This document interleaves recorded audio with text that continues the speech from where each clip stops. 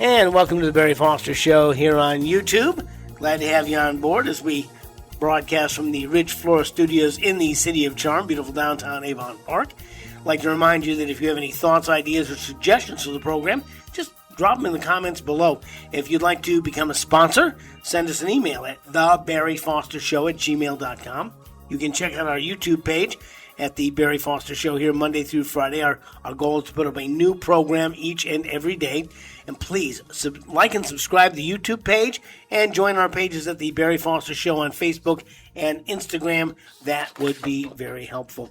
John Larsen in the studios with us. Good morning. Good to have you, John. We talk about a lot of national issues, and we'll get to some of those in a minute. But I got to tell you that we talk about how the pendulum is swinging back nationally, and it looks like it's swinging back here in Avon Park. There's been a lot of negative publicity. Yep. On Monday, I had Jenny Tulo in, who started a Facebook page called Everything Positive About Avon Park, and it's all about the good things that are happening in the City of Charm, and it's picking up steam like crazy. Last week she had 50 new members in one day on the page, and they have things like the Pour House, P-O-U-R, which Sandra and I went to. It's a great little place to go. Even if you don't drink, you don't even have to drink to go there. They got great pizza there, except they got to slice it a little bit better. I've also got the owner of the Ammunition Planet that makes bullets here in Avon Park. Going to get them on to talk about things. And the second Friday in November, the Main Street program is going to have second Friday events. And we might even be doing a podcast there if you're free on the second Friday in November. Are they they have when is the Blueberry Festival? Don't they have one? That's in April. Here? That's in April. Okay. All right. Yeah. So that's a Rotary thing. Yeah. It's a lot of fun too. They have a lot of blueberries. Yep. But there are positive things going on in Avon Park, and they are picking up steam. So I'm glad to see that. Glad to see that happening. Mm-hmm. So good. Glad to see. Well, you're right. Because I've said it often, and I said it last week, and that is that Avon Park seems to have one kind of eruption over something almost always. Okay, it never seems to fail. So if they're going to incorporate now good news and have good things, well, that's a change that most people will like to hear. Well, I think that the good news has been sadly way overlooked. Although they did just lose their city manager. City manager just resigned, and there's a big hubbub about that. I mean, there are three or four big issues in Avon Park. One is the airport. One is their housing authority. The city manager that they have, and of course the Brickell building. Mm-hmm. Talking about that. So there's a lot of that kind of stuff. But back in the olden days when we used to do a lot of traveling up I-75, we would always stop at the old Cracker Barrels. Mm-hmm.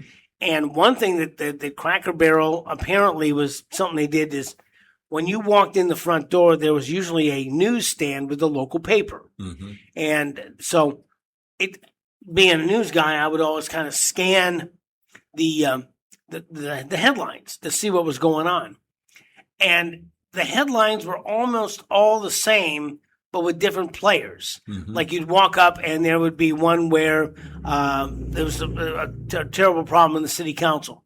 So, and then you drive up a couple hundred miles up the way, and there'd be a terrible problem with the school board or the mayor, or there was always some kind of issue. Although the players were different, the stories were the same. People were mad because their taxes were going up.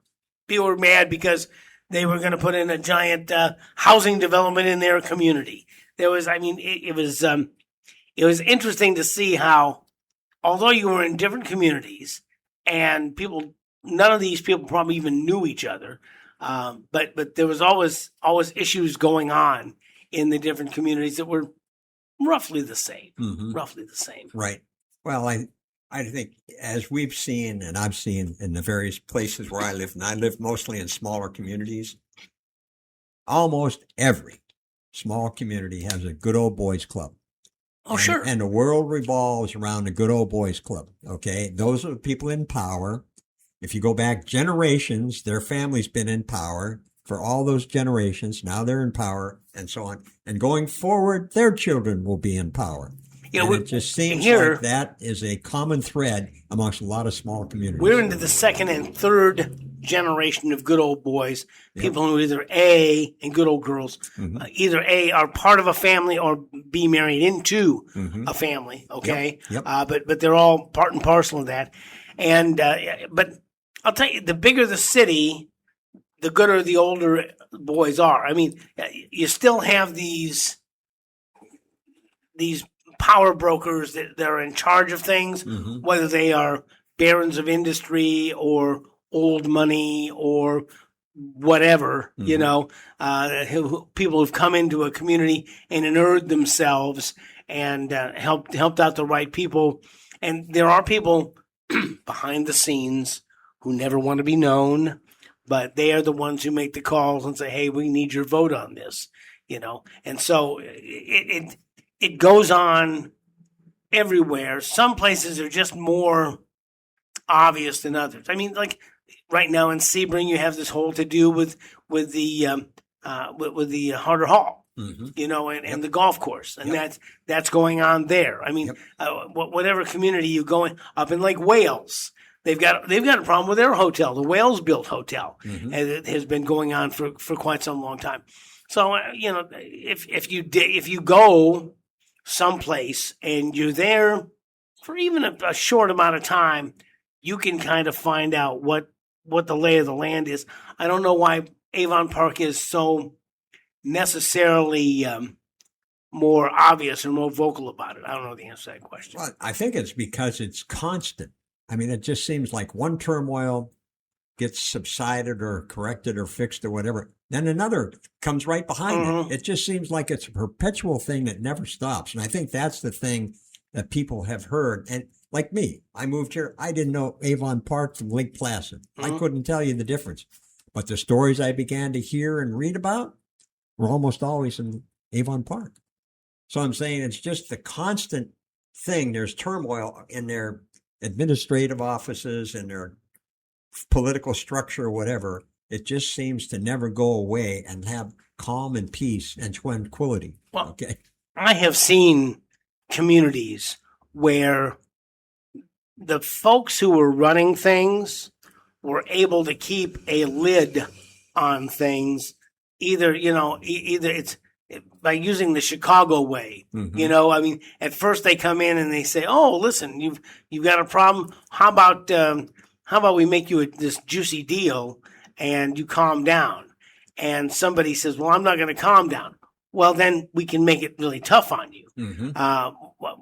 There was a time that I moved to a place in a galaxy far, far away, long, long ago, that there were two gentlemen who were pretty much in charge of everything that happened. And if they liked you, you could not fail. If they disliked you, you could not succeed without probably lots and lots of grease. So it's I think it's all who's in charge. There was a time when Avon Park had a wonderful council. Things calmed down for a little while, for a few years. And things got calm for a little while, but then, just like always, it picked back up again. There were more issues, and so I don't know.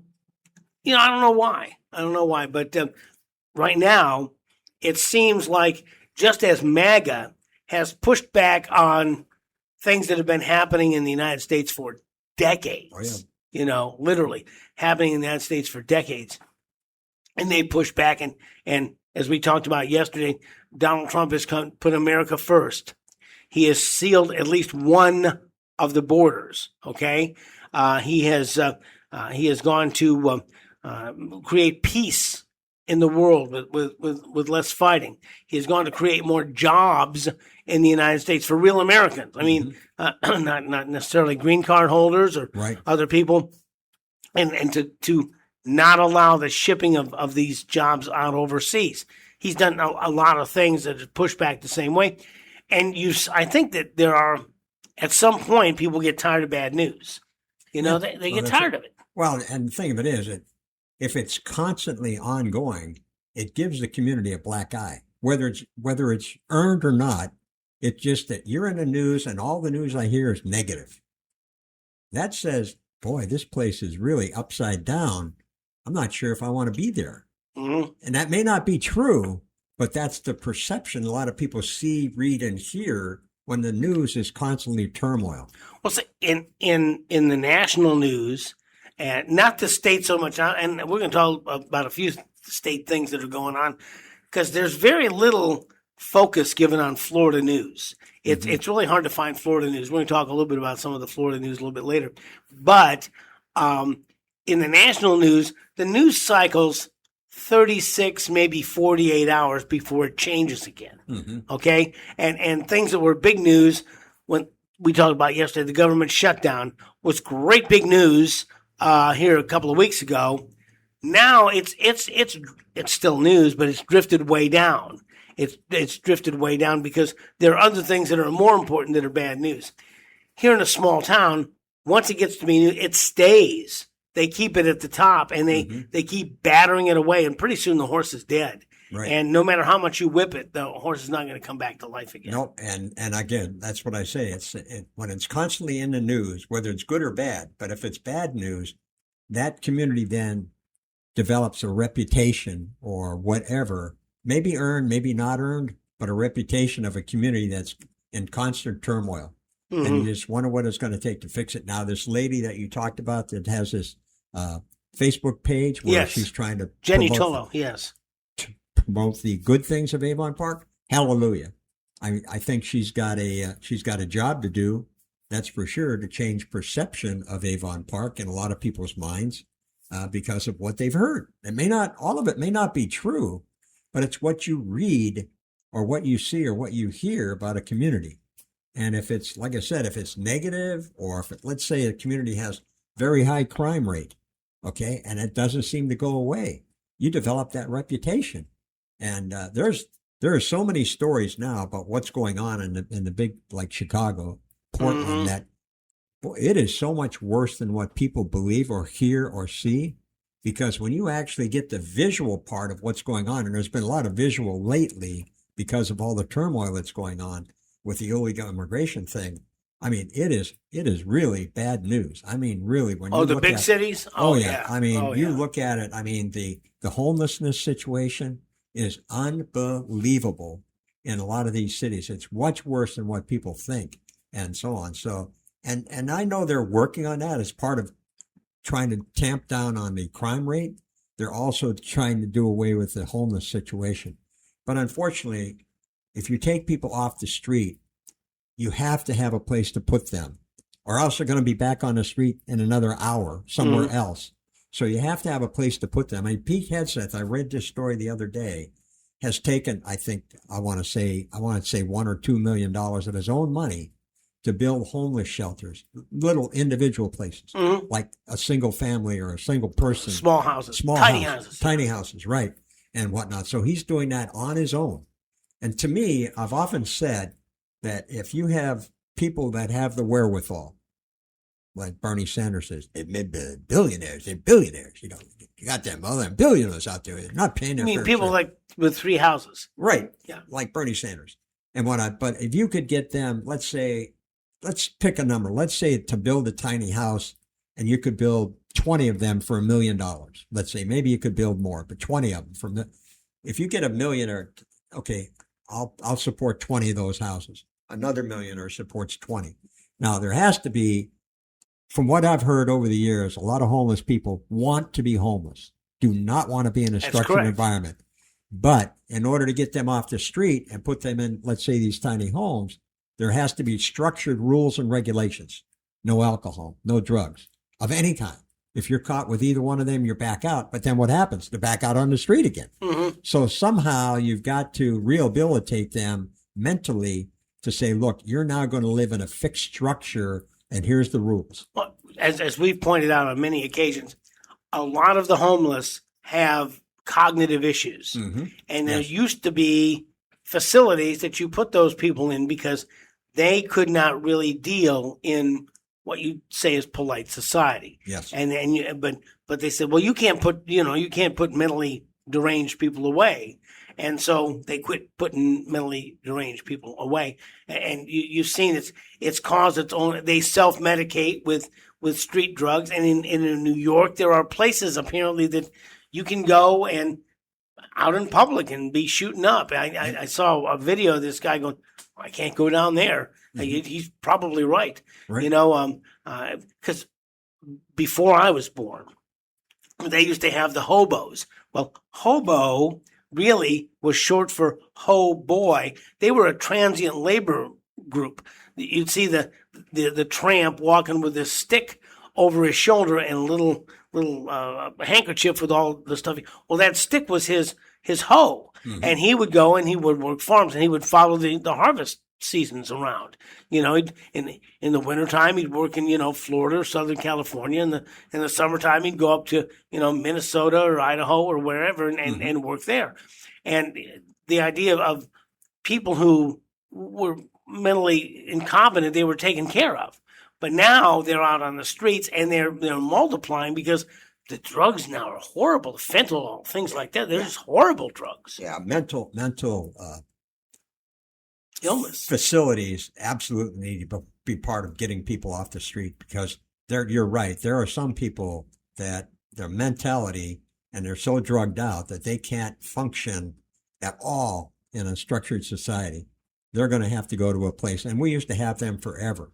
You didn't have, and where I lived, there was a big mental hospital there, big mental hospital. It was one in DeSoto County. Like all the rest of them, it was done away with and so on. But now you've got these people out on the street and so on. And it's unfair to them, but it's also dramatically unfair to the general population, because some of these people become violent. And we've seen what happens when they become violent. I mean, they just slash out at innocent people. And they're not held responsible because they're on drugs and they're mentally deficient. Right. And they let them back out again. And Right. and you've lost a spouse, you've lost a child, you've lost something, you know, and Donald Trump is doing one thing that is really stopping drugs from coming into the United States. Yep. And that is the war on the cartels and the war on the boat people, trying to bring them in on those fast boats. Yep. You know, and just blowing them up. And he was very unapologetic. They asked him about it. He says, if you try to smuggle drugs in the United States, you'll be dead. You know, and he put it out there. He said, you know, we're not. And now he's even talking apparently about if the Mexican, they talked about how the Mexican government couldn't take care of it and how their police force has already been infiltrated by these gang members. You know, it's run by the gangs. He was going to do drone strikes and just tell them, say, you are not going to be bringing that stuff in the United States, period. Yeah, and it's going to be very interesting to see. And I know they're a long ways away from stopping drugs coming into the country. They're starting on it. They're working on it. They're getting there. But it's such a massive problem. And let's face it, these drug lords are not going to give up their cushy situation. That's a lot of money. They're not going to give that up without a fight, some kind of a fight, okay? And so on. So you're going to see, yeah, this thing is going to boil over. And I have every faith in what they're doing. The one thing I don't want to see them do is to get us into any commitment of land troops into these countries. No, we don't want to go in there and fight that fight with them. If you're going to nuke them via drone drop or whatever, hallelujah, that's okay. Well, I can remember after 9/11, they shut down the border, and I did a story about 3 weeks, maybe a month after 9/11. There was a story about people were complaining because the price of illicit drugs had gone up so much because they weren't able to be smuggled into the United States, that they had apparently shut down both the northern and southern borders effectively enough that the drugs were not coming in. Yeah, well, that's going to be the other part. They're going to have to clamp down, because now, and even Trump talked about this the other day, the narcos had said, okay, look, you're going to blast us out of the water. We're going to start bringing it across the land. Have fun with that, okay? Because we've seen so many interdictions where these drug enforcement people have uncovered how illegal drugs are being brought into the country. It is absolutely amazing what they do to get drugs into this country. Unbelievable. And submarine. Everything. I mean, everything. if you bring them in by land, people off of airplanes coming from some foreign country that peddles drugs. And I mean, they have either the luggage is full with it. They'll take shoes and that apart because they've got it stuffed in and the soles and the heels of the shoes. I mean, they do everything they can to get these. That is such a big business and so lucrative money-wise. They'll dream up anything, including ingesting the drugs into their body. Oh, yes. And then bringing them into the country. Yeah, and then they poop them out. Yes, Yeah, yes. That's It may be more than you want to know. That's more than I want to know. But the facts are that that's part of what's being done. That's how bad it is. But the thing is that Donald Trump is not a micromanager. Mm-hmm. He takes people, gives them their head, gives them their orders, and then if they set foot foul, then you get a call that president wants to see you. Okay, but they've got. I don't know. I didn't know anything about him before he got nominated. But Kash Patel has just been doing a spectacular job. He has, and I mean, it's got the, because they put him through the ringer, he and Pig Hegseth, in their confirmation. And so they've had I'll put it this way, a distrust of both of them ever since they were put in the position. So anything they do is scrutinized inside out and upside down and backwards because they had it in for them, both of them, right from the outset. I think that there may be people who are afraid of what these guys will find because I don't think, with all due respect, they don't care. They don't care if you're a Republican or a Democrat or a ringtail monkey or whatever you are.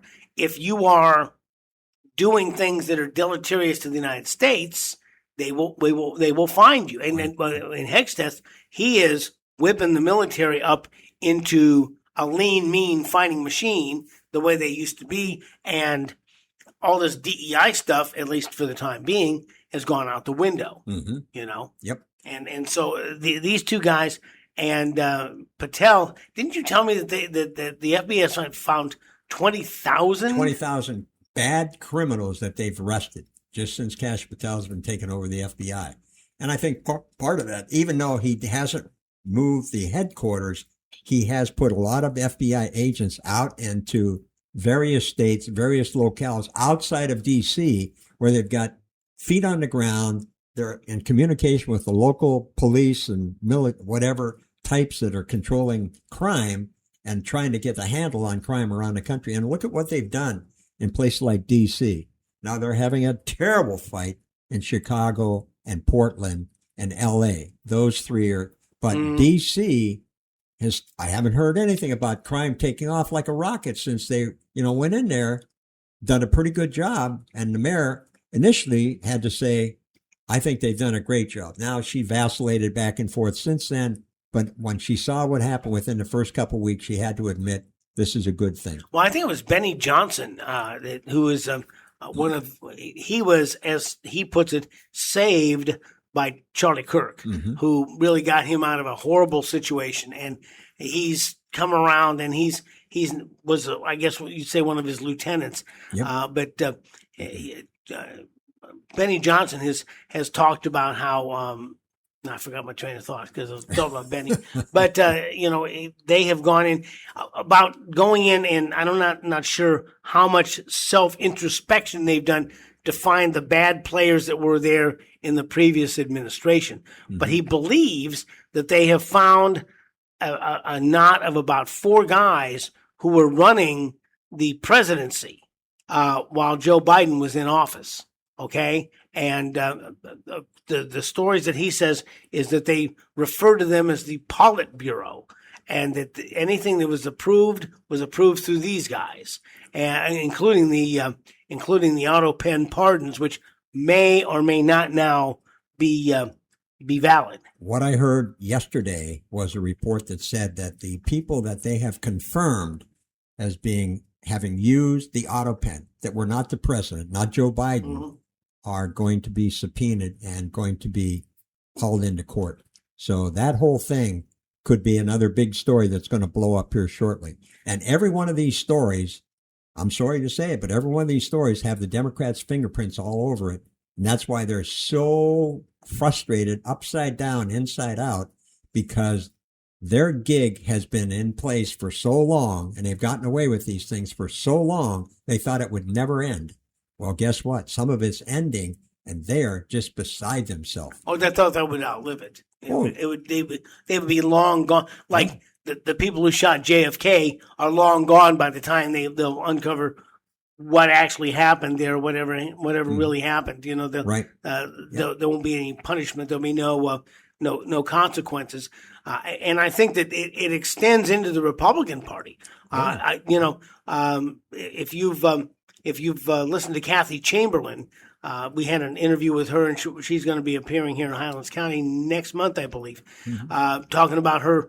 I have her book right here in the studio, Rules for Deplorables. She's now written a new book called Rules for Rhinos, because there are people masquerading as Republicans that really are helping and doing Democrat things. Oh, yeah. So I think that this transcends any kind of party affiliation.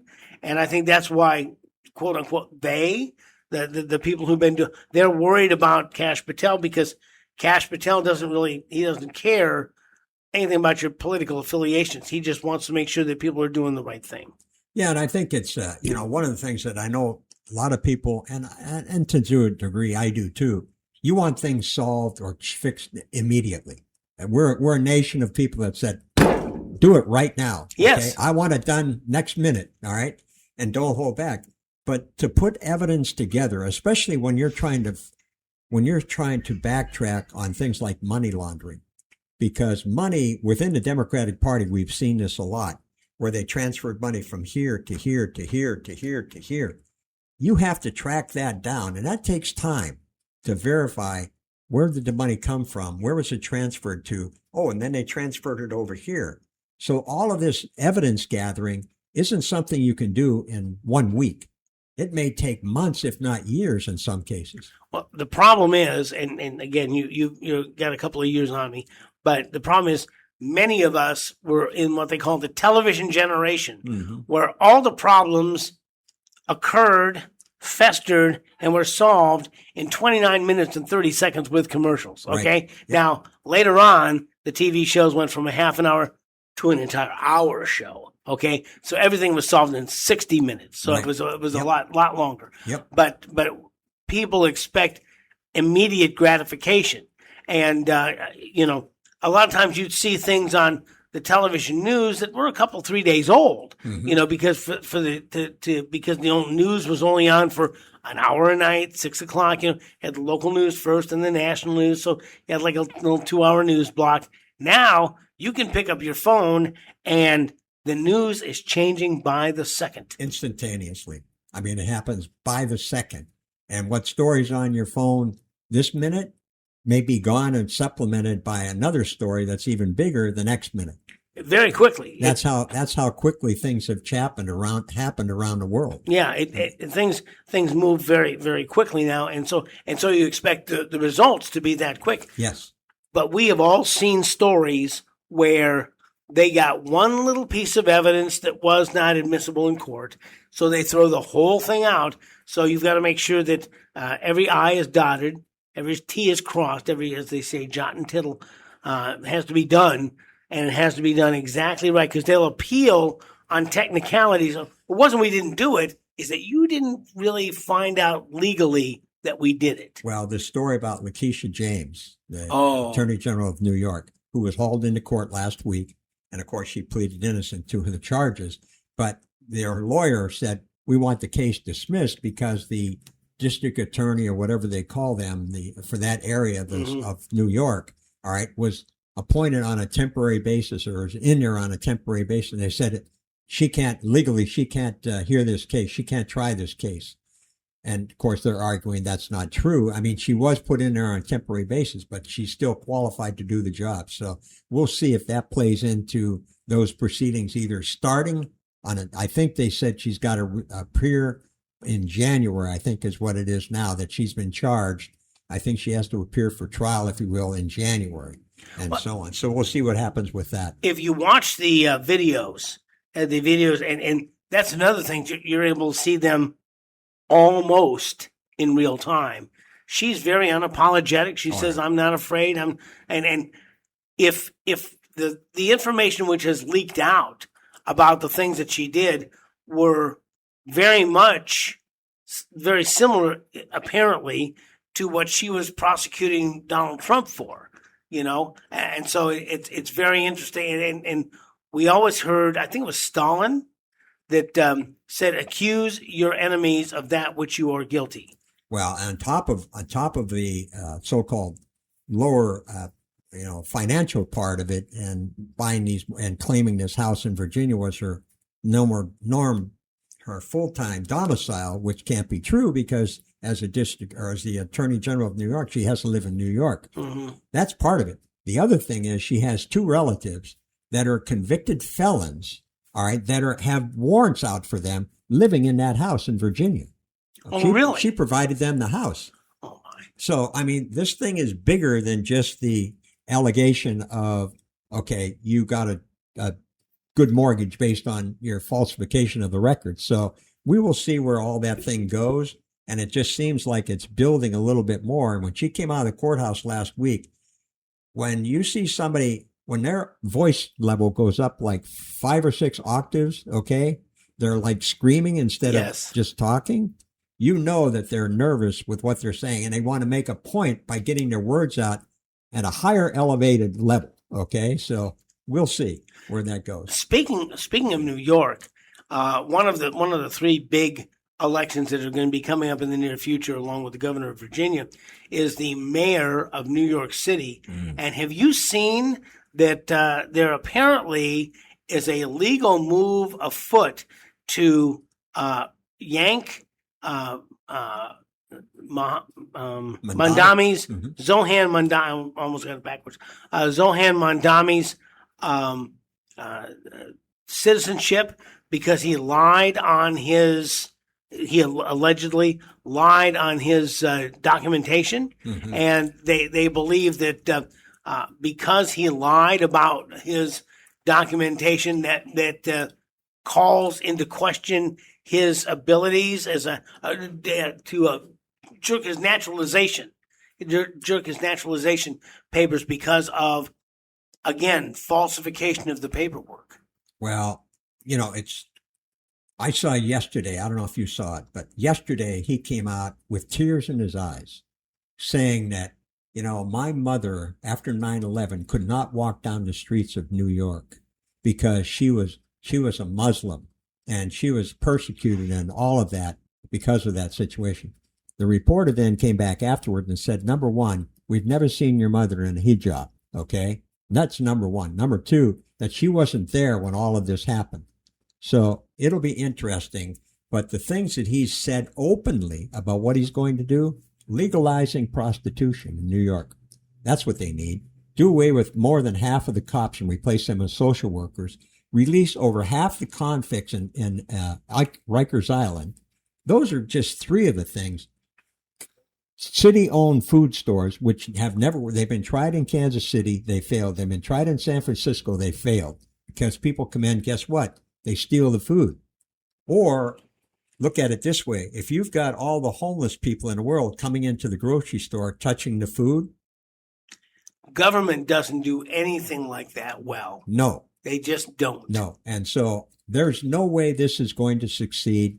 The people of New York are going to suffer and whatnot, but there's still going to be people that are going to prop him up no matter how bad it gets. Well, I heard a independent journalist talking to a woman on the street. Now, whether she is homeless or not or what, I don't know. But he asked her if she was going to vote for Mondale. Oh, yes, absolutely. And he pointed to the bad things that will happen. She said, well, that didn't matter to her because he was going to control her rent and make it easier for her to get rent. And it was going to make it easier for her to get money from the government. And we talked about this yesterday, but we've seen people who they don't want any part of this workfare. They shouldn't have to work for food.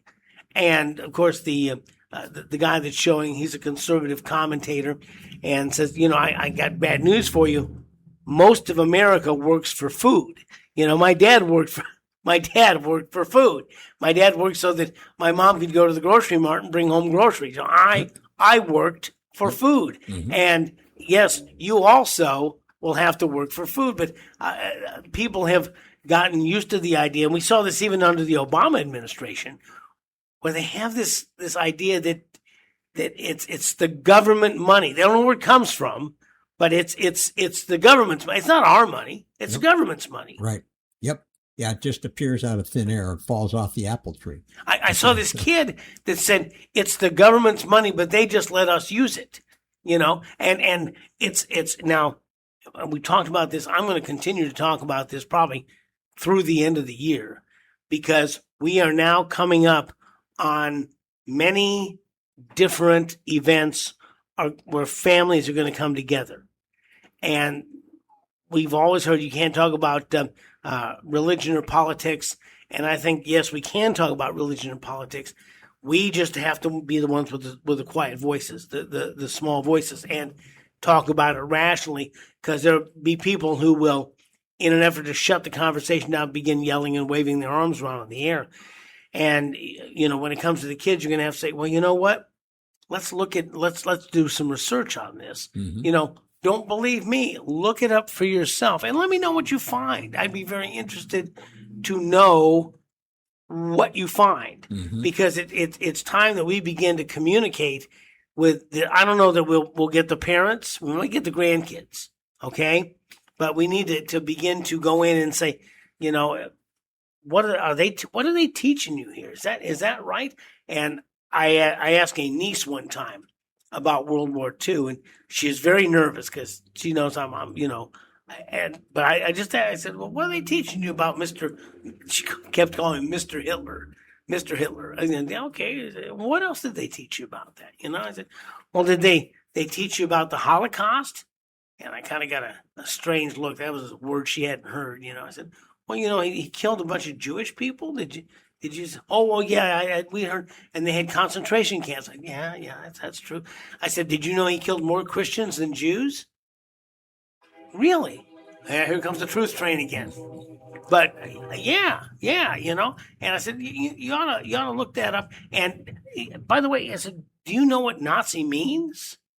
Well, no, she knew what the Nazis were, the bad Germans. But do you know what that means? That's the National Socialist Workers' Party. But that's in German, that's the abbreviation, the Nazis.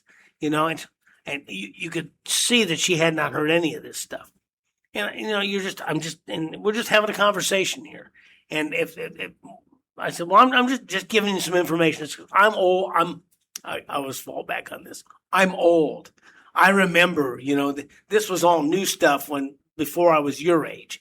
And so I learned a lot of this stuff. And I said, and it's kind of fascinating to read about this kind of, and you kind of got to walk them in to the idea of looking at things, Right. Yep. And it's going to take, and it may not make you popular among your friends, but at least you'll have the right information. And as we come in family discussions, you're not going to, old Uncle Ed, who's your age or our age or older, you're not going to change his mind. All the people in the other party there were horrible people, and Trump is a fascist. And what is a fascist exactly? You just he's a how is he a fascist? What's fascist about him? And it becomes pretty obvious they don't know what a fascist is. So actually, here's what a fascist is. And when we came out of World War II, Nazism and fascism were sisters. And some of the people in higher education began to realize that fascist wasn't really a very good thing, so they had to begin to brand the right with it. But Donald Trump is one who wants to take regulations off government. I put regulations on government. And so it takes a little bit of work on our, and I learned a lot from Charlie Kirk when people would come up and he'd begin to ask them the Socratic method, ask them, well, what does that mean exactly? And he was on one on abortion, and they said, well, it's just a clump of cells. And he says, well, you're just a clump of cells. I'm just a clump of cells. The clump of cells doesn't really mean anything. And you make these kids, and maybe even other adults, think about what they've been taught and say, some of the stuff you've been taught may not have been accurate. Mm-hmm. But you can pick up your phone and begin to do some research. Instantaneous information. Yeah, or we can, I can get you some books Mm-hmm. for things to look at, or we can talk about this. You want it in bite-sized bits. You can get a bite-sized bit out of Tucker Carlson, Victor Davis Hanson, Charlie Kirk for that matter. Mm-hmm. And I saw both he and Dennis Prager were talking about why they were not allowed on college campuses for 3 hours. Mm-hmm. And he says both of them basically said the same thing separately. That he says, I can undo 4 years of college education with a 90-minute presentation before kids with back and forth. Mm-hmm. Prager said that he would interview any professor, and he would interview dozens of professors simultaneously, but they won't come on his program and they won't let them on campus. So when we talk to some of these kids, we can say, you can make more money with less education than having to go to a 4-year school. Used to, that was different. But now, you have people who are doing, you probably want to go to a 4-year school if you're going to be in the medical industry. Yes. Someplace like that. But a lot of these other things you can learn on your own or in small schools. Like if you want to be an insurance agent, you want to be a realtor, you want to do some of these other jobs, you don't need a 4-year education for that. Nope. And I think he proved that over and over because, a lot of kids, like I said before, they would come up because they had been in college for 3 years, 4 years, whatever, maybe longer. And they were literally looking at them and say that, you're really not very bright because you didn't go to college. But I've been here for 4 years, so I know so much more than you do. You'll never be as smart as me. And he could put them in their place within a matter of 2 minutes just by questioning them and seeing what kind of an answer they did or didn't give. Mm-hmm. And then he'd come back, no, that's not true. Here's what it really is. And he would explain to them what the real answer was and why it was the real answer. And they were, at that point, they were like dumbfounded. Okay. So, he had the ability to just put people in their place, knowledge wise in just a few sentences by proving that they were wrong with what they said. Well, Kirk self-admittedly said he goes into, how do you do this? He said, well, I go into these conversations thinking I might learn something. Mm-hmm. Okay. Yep. I might actually learn something. I let them make their points. I make my points and we have a discussion. And some people are trolls. They want to come up and cause problems. Like the one guy wanted to have a fist fight with him. He says, I'm not going to have a fist fight with you. No. But, he didn't mind having what he called a verbal street brawl, Mm-hmm. Right. And he would have these discussions with these kids. One kid came up and he was in economics. And of course, this is where Charlie lived. Okay. Mm-hmm. And he says, well, do they teach Thomas Sowell? Mm-hmm. He says, no, but I have his book. He says, you'll love his book. And do they teach, do they teach this one? No. And he says, I've heard of these guys. No, I never heard of that guy. And he says, well, that's why I say you're getting an indoctrination because they're teaching this, and oh yeah, he knew all about them. Okay. He knew all about them, but he didn't know about the conservative, economists. He says, you should get both sides. He says, I'm not saying they shouldn't teach these guys, but they should teach these other guys alongside of them so you can kind of, somewhere in between you'll find the meat, and so if you're going to have an education, you have to get Donald Trump, when he puts on a project, he has what he calls a contrarian. Sometimes they say the devil's advocate, but I like the word contrarian better. And the contrarian comes in to try to point out all the things that could possibly go wrong. In fact, I was in it wasn't really a meeting. It was more like a gathering of people talking about some political issues. And I have a dear friend of mine who is a smart guy, a really smart guy.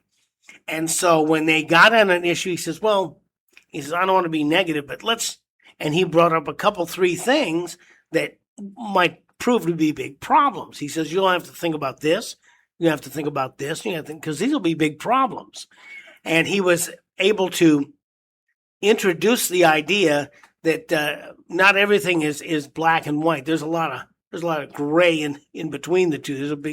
There's not a fine line between things. And sometimes you don't even know which side of the aisle you're on when you get into this gray fog area.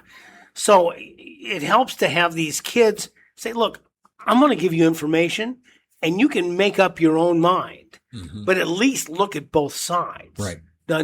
Neither side on the far right or the far left is going to be 100% right. Well, I'll tell you, listening to Victor Davis, and he's very outspoken about the quality of education today. And he's very outspoken about the fact that most of these professors are just indoctrinators, not professors. Yes. And so on. So he'll tell it like it is, even though he's a college professor himself and whatnot, but he'll tell it like it is when it comes to these people. And he will explain to you how these kids are being indoctrinated. They're not being educated, they're being indoctrinated. Yes. And so on. And we see it with how these kids come out of school. And it's so unfortunate that some kids are raised in a conservative family with conservative values. Then they ship them off to University U. They come back in maybe not even 4 years, maybe 1 or 2 years, they come back and they hate their parents. Why? Because I was told that all things you taught me and how you raised me was totally wrong. That's not the way things are. So you're obviously a bad person. My professor is much better than you are. And so I can't imagine how demoralizing that would be for parents to raise your child for 12 years, send them off to some community or college, if you will, and they come back and they literally disbelieve everything you taught them. And that's why, A, you don't send them. And B, if they come back like that, you say, you know what? You probably need to go into the workaday world to see how things really are, to understand that living on campus is an island unto itself, okay? And you may need to go on campus to understand how things really are in the real world. And maybe you'll find the older you get, the smarter we get. All right. And the one thing, and you've worked in industry for a long time, when you go into a big business, sometimes what you want to talk about is the guy who's been there for 30 or 40 years and can tell you how things work, and right. You can find out what the problems are and you can find out where the opportunities are and you can move forward from there, because what you hear from management may not be exactly right. They may be what they think, but the workers will say, that may be what they think, but this is what really happens. And you're able to combine all that information into a lexicon where you can say, well, I can see where the problems are and I can see where the things are operating smoothly. And let's see if we can't combine this to move it up to the next level. Well, again, and it's proven time and time again, and Charlie Kirk used to talk about the fact that, no, you don't need college. You can earn just about as much money much quicker if you go into a trade. Bypass the college syndrome, which, a lot of parents believe that, well, I never went to college, but my child has to go to college because that's the next step up in life. That's not necessarily true. If dad was able to earn a good living as a tradesman or a truck driver or whatever profession, all right, that didn't include this necessary need for college education, all right, you can prove it in black and white. Numbers tell the tale, all right, and numbers will tell you the story. How much debt did you go in to get that education? Like the person we listened to last week about training people to become pilots, commercial airline pilots. The cost was $95,000 over 4 years, I think it was, all right? But when you look, or maybe it was 1 year, $95,000 to become educated enough to become a commercial pilot, earning initially $100,000 plus as a beginner, working your way up to maybe about $250,000 a year and more because there's such a shortage of pilots today. But when you look at it, if you're paying just say $25,000 a year to go to a small community college, that's $100,000. And you're not guaranteed that you're going to have $100,000 plus job when you get out of there. But as a pilot, you're going to be able to step into the field. And if you're graduated and you've got it, you're going to be able to earn big money almost immediately. Well, several years ago, before all of this brouhaha blew up about truckers who don't speak English and who don't understand road signs. You could earn more than $100,000 a year driving a truck for Walmart. Yes. You don't have to buy the truck. You don't have to buy the trailer. Nope. You drive the truck, and Right. you can make big bucks. And it gives you time then to do your own reading, do your own research, decide what you want to be in life, Mm-hmm. and decide if you want to go on and maybe get a different career. Right.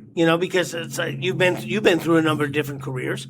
I decided I wanted to get in broadcasting. But there are things that now I think I wish I'd have done this. I wish I'd have done that. The situation didn't, but now these kids have a great opportunity to do that. If you want to earn a big salary doing a trade, you can be a truck driver for a couple, 3 years and still go back to college. There's a lot of guys who go into the Army and then get the GI Bill, spend a couple, 3, 4, 5 years, 6 years in the Army, get the background they need, get the education they need, then be able to become educated on their own dime. And, it's not that you can't ever do that again. It's not that you can't ever go to college. I have done many stories about people who've graduated from college in their 50s and 60s to get the degree they want to go on to move on to the things that they wanted to do. Mm-hmm. It's not that you're not able to do those things, but you are able to develop skills that will make you significant amounts of money. Oh yes, absolutely. And I don't regret the fact that I entered into manufacturing. I loved manufacturing. Mm-hmm. I really loved it. Be able to start out with nothing and then see a product come out at the end. That was really a big deal. It was a big deal. And I really was impressed when I first got into going to the automotive plants and they told me, we produce a car every 60 seconds. That's our goal. Amazing. Every 60 seconds, a car comes off the end of the line. Now, if you go back to the beginning of the line where it very first starts, it's going to take days for that to make its way through the system to become a finished automobile. But there are so many of them in the pipeline. Every 60 seconds, a car is driven off the end of the assembly line. I found out something. Speaking of cars, I found out something that really is going to involve my looking more deeply into it. But I want to let you know about this, is that we have seen so many stories about how the companies only care about the shareholders. They don't care about the consumers. They don't care about the workers. They only care about the shareholders. And it's all greed and it's all money. And I thought, but I follow this guy, this Ian Carroll. We've talked about cancel this company. And he looked into something. And I got to get by the language because, Ian, I love you, but you could tone it down just a little bit. Anyway, back in the olden days, Henry Ford was making cars. Mm-hmm. And he and the Dodge brothers were not on each other's Christmas card list. They were not very much friends at all. And Henry Ford had been making these wonderful profits making these Ford cars. And he made a lot of money.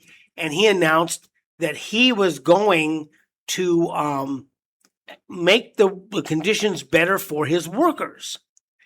And the Dodge brothers got real mad about this. And they sued him over this, saying that, no, your responsibility is not to your workers. Your responsibility is the shareholders, the people who've invested in this company.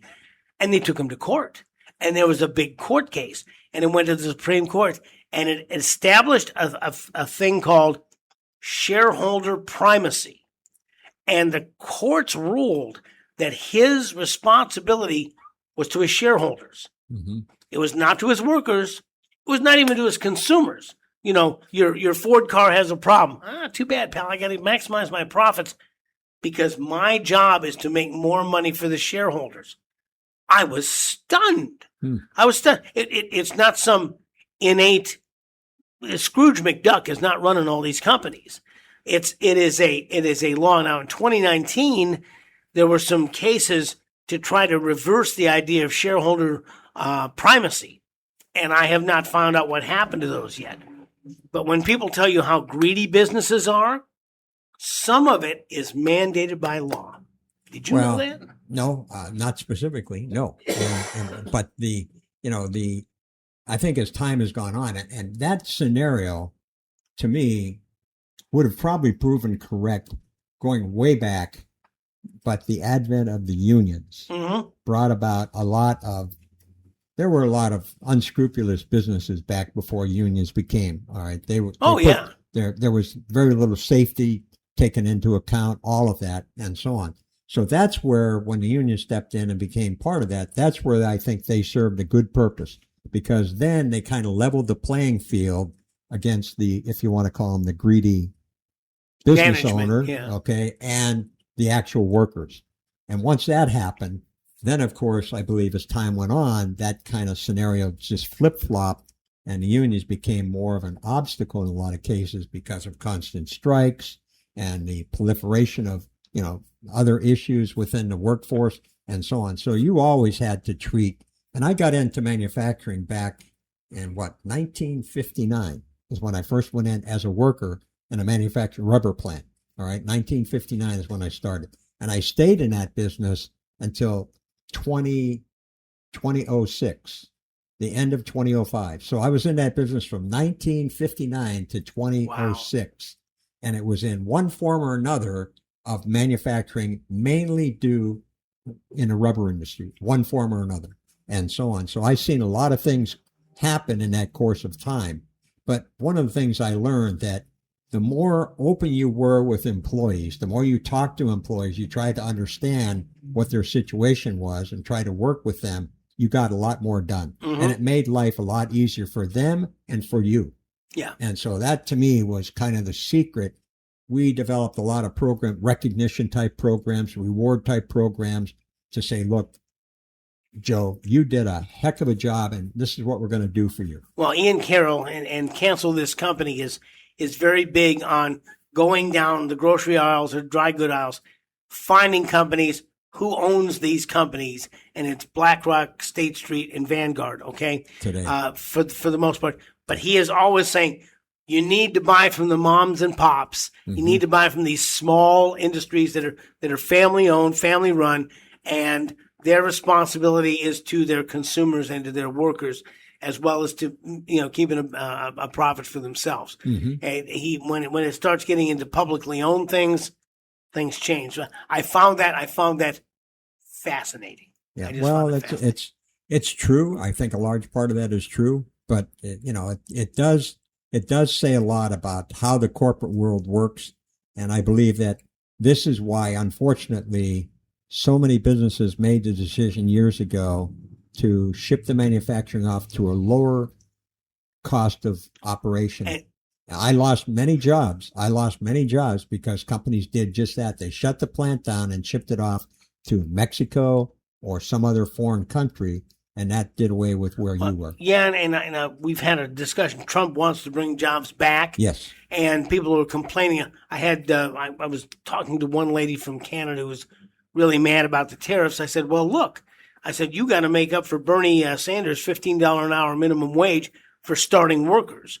So we got to bring yours up to, so we're competitive. If we could just have regular wages like we used to have, the cost would drop significantly, but we can't. So you got to ante up to help us with our socialist Bernie Sanders. And she didn't answer me. And they took that immediate $15 in California to $20. Yeah. And when they did that for fast food workers, they immediately lost 8,000 jobs. When they did that, when they incorporated $20 an hour for fast food workers, they lost 8,000 jobs. And it continues today. Mainly not, if it's not for the $20 an hour, it's also for the other many issues in that state that have caused companies to shutter their doors and leave. Well, hopefully under Trump and people like him. And I would say that as we come up on the midterms, let's start looking for some business people to replace the lawyers. Well, let's see if we can do that. That's absolutely what has to happen. We got way too many lawyers in Washington and way too few business owners that come from a business background, know how to make a payroll. We'll get into some more of this later, okay? You've been listening to the latest edition of The Barry Foster Show, recorded at the Ridge Floor Studios located in the City of Charm, beautiful downtown Avon Park. Always thoughts, ideas, or suggestions, put them in the comments below. If you'd like to be a sponsor, send me an email at thebarryfostershow@gmail.com and check out our YouTube page, The Barry Foster Show Daily, as we put up our new program on a regular basis. And subscribe to our YouTube page and join our pages at The Barry Foster Show on Facebook and Instagram. As we look for truth, justice, and the American way, Barry Foster and John Larsen, and we'll see you next time.